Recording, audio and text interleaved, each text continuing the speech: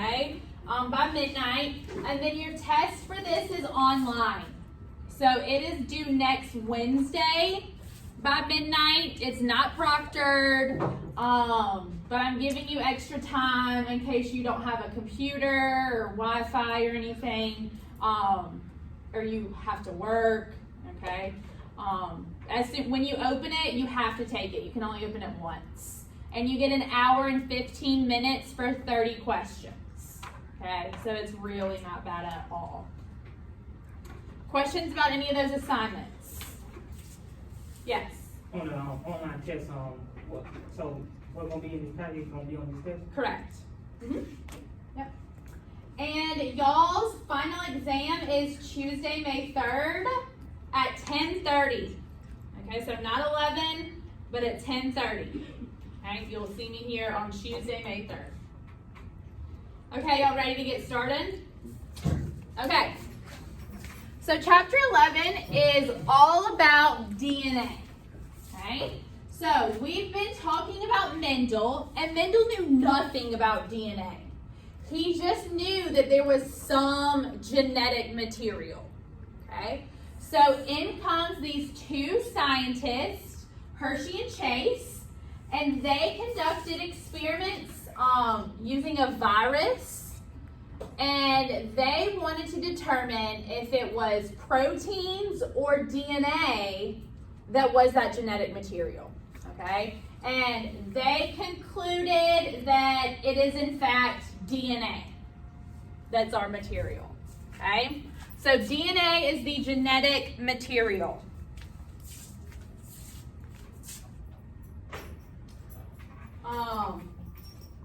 So now they wanted to determine the structure of DNA.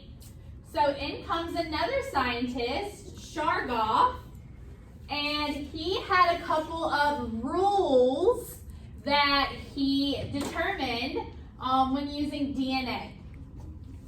So he figured that the amount of adenine was equal to the amount of thymine. Okay? He also determined that the amount of guanine was equal to the amount of cytosine. Okay? So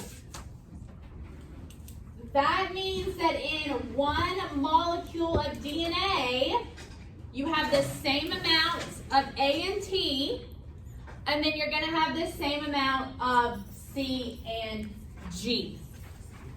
So on your test, you're going to have to do a couple of problems like the following, okay? So if I give you that in a molecule of DNA, you have 30% of A, okay? How much T are you going to have? 30. Why? There you go, 30%, because A and T are the same. Okay? They are equal. Now to figure out how much C and G there are, you have to do a little bit of math.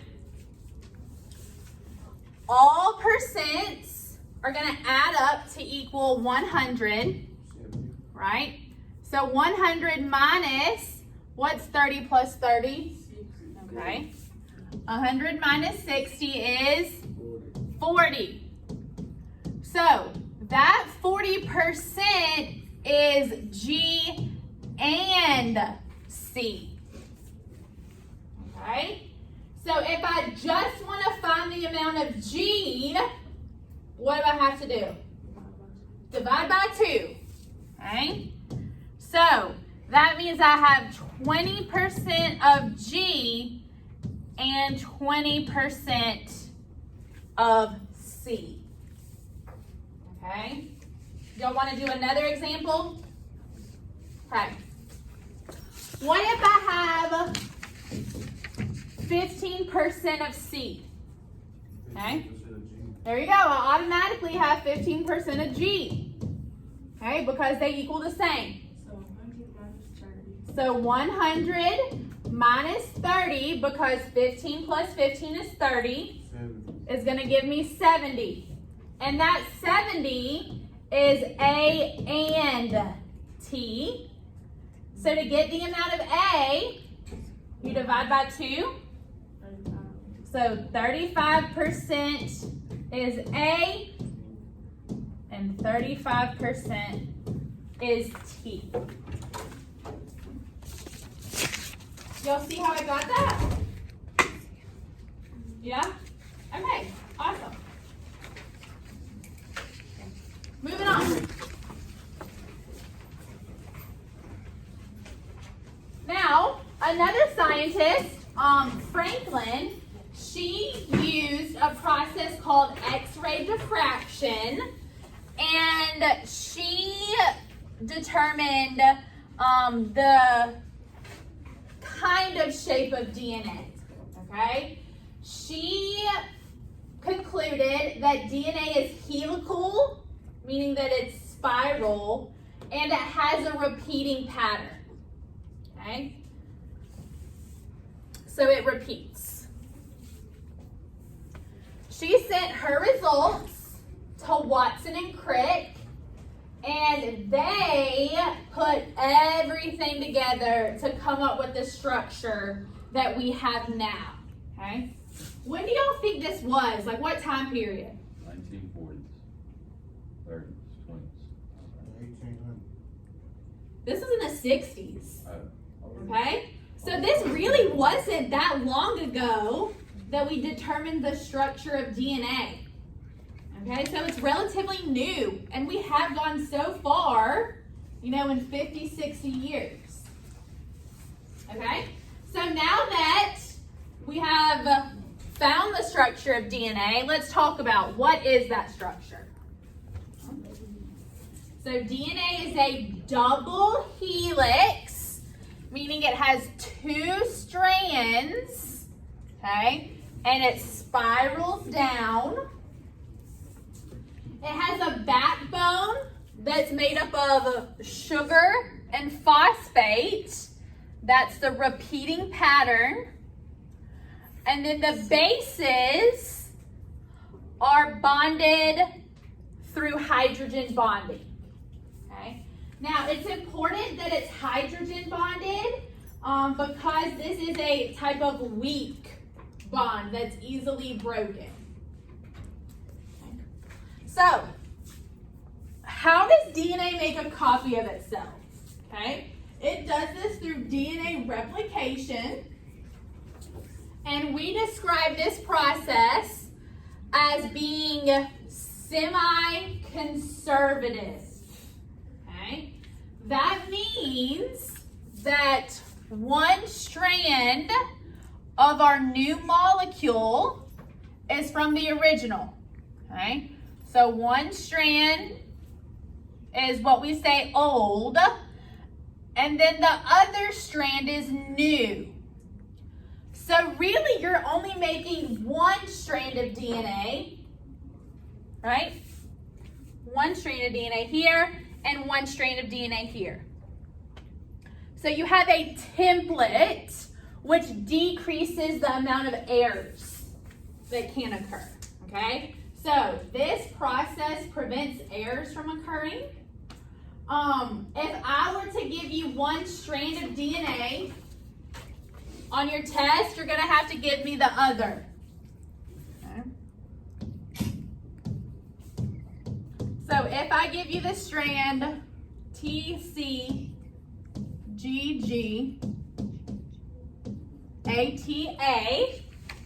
can you give me the other strand?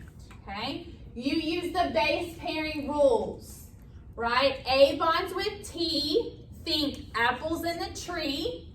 C bonds with G, cars in the garage. Okay, so T, what bonds with that? A.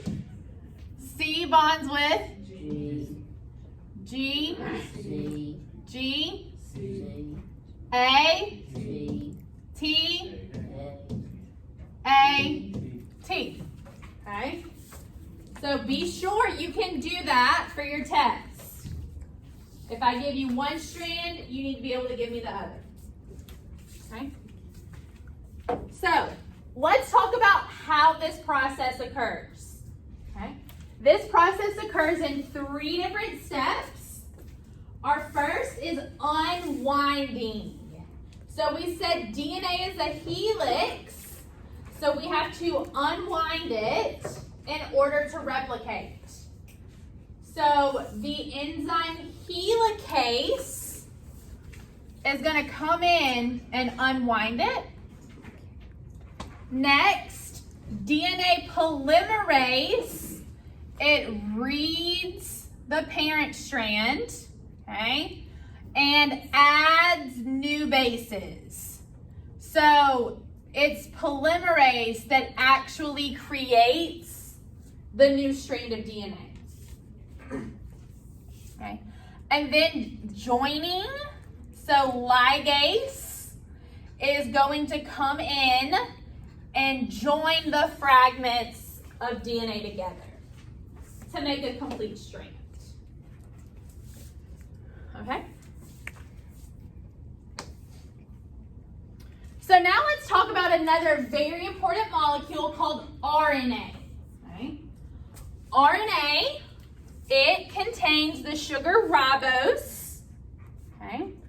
And one special thing about it is it does not have thymine. Instead, it's going to have the base uracil. Okay? So when we do this in a second, A is going to bond with U instead of T. RNA is also single-stranded. Okay? It's only one strand instead of 2. This next slide.